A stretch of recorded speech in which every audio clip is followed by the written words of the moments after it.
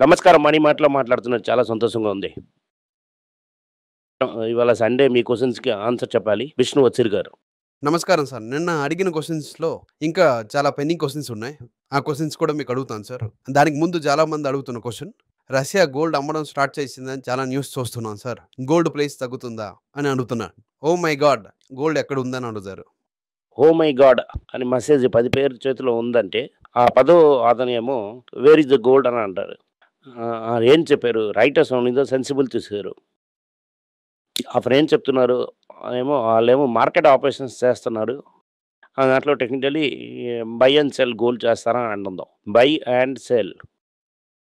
Russia అవుతున్నది world largest producer అవుతున్నది gold మార్కెట్‌లోని. ఇంకా రష్యా గోల్డ్ ఎక్కువగానే వస్తుంది.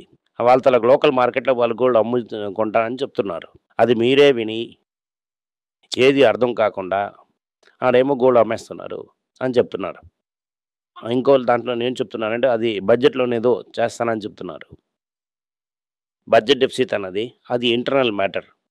వాళ్ళిద్దరి మధ్యన ఉన్న ఖర్చులు, సెలవుల మధ్యన వాళ్ళ తాలూకా ఆదాయం, ఇన్‌కమ్ మధ్యన దీనికి గోల్డ్‌తోని ఏ సంబంధం?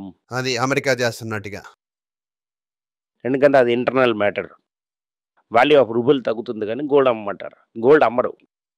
ఎప్పుడు గోల్డ్ అమ్ముతారంటే ఎప్పుడైతే కరెంట్ అకౌంట్ ప్రాబ్లమ్ వచ్చి డాలర్ కట్టలేకపోతే అప్పుడు. అది కరెంట్ అకౌంట్‌లో డెఫిసిట్ ఉంటే. అది ఎప్పటికి రాలేదు. అది ఫ్యూచర్‌లో రావచ్చు. రష్యా నుంచి పైన పోతున్న ఒక మెయిన్ ప్రొడక్ట్ అవుతుంది ఆయిల్. ఆయిల్ అది వీట్ అలా అమ్మకుండా డబ్బులు రాలేదంటే అర్జెంట్‌కి గోల్డ్ అమ్మడానికి ఛాన్సెస్ ఉంది. కానీ ఆ స్టేజ్‌లో ఇప్పుడు లేదు. ఇది అనగా ట్రంప్ ఓడితో రోసం, లూకాయిల్ ఈ 2 కంపెనీస్ ఏమో నవంబర్ 21 తారీఖు ఆ టారిఫ్ శాంక్షన్ వచ్చేసింది. అది ముందు కూడా అలాగే చెప్పారు. దానికి ముందే ట్రంప్ బెల్ట్ చేసి అదే మా మధ్యలోనే సరెండర్ అయిపోవడానికి ఛాన్సెస్ ఉన్నది అంటున్నారు కూడా. ట్రంప్ నమ్ముకొని ఎవరైనా గోల్డ్ అమ్ముతారా? Okay sir. Fine sir. దీనివల్ల గోల్డ్ ప్రైస్ తగ్గుతుందని ఎదురు చూసారంటే ఇది న్యూస్ జెడ్ న్యూస్ ఇప్పటికి లేదు. ఎదురు చూడగలం. 11,630 దాంతలకు ఆపోజిట్ సైడ్‌లోని మన కంప్యూటర్ ఇంజినీరింగ్ పడుకున్నారు. పడుకున్న టైంలోనే రూ. 1 తగ్గింది.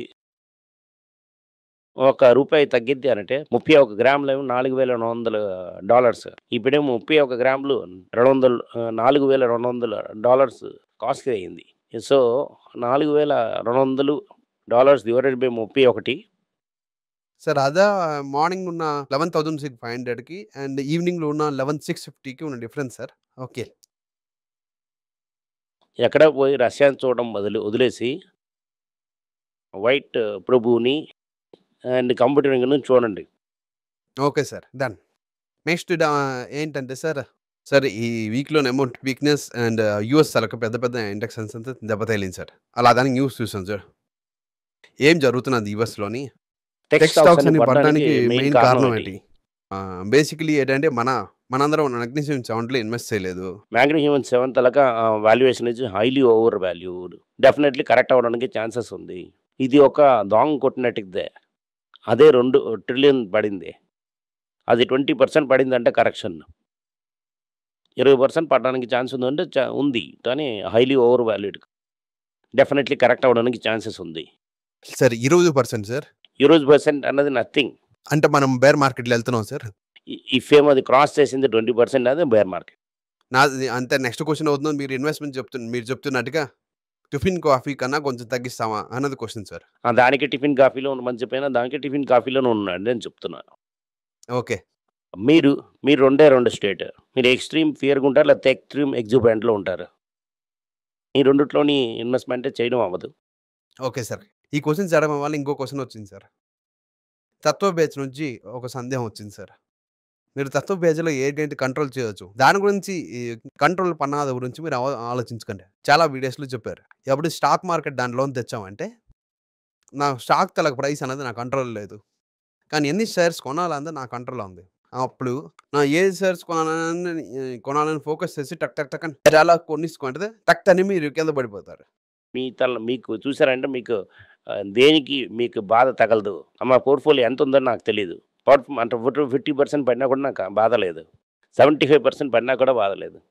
ఎందుకంటే నేను కాన్షియస్‌గా దాన్ని డబ్బులేయలేదు దాంట్లోని. అప్పుడప్పుడు 1, 2, 10 అని చేసుకున్నాను కదా! నేను పెద్దగా పడినా కూడా నా మనీ అంత టైట్ చేయట్లేదు. నా దగ్గర ఎక్స్‌ట్రా మనీ అని కొంచెం కొంచెం కొన్నాను. నేను టేకెన్ పొజిషన్స్ తీసుకున్నాను.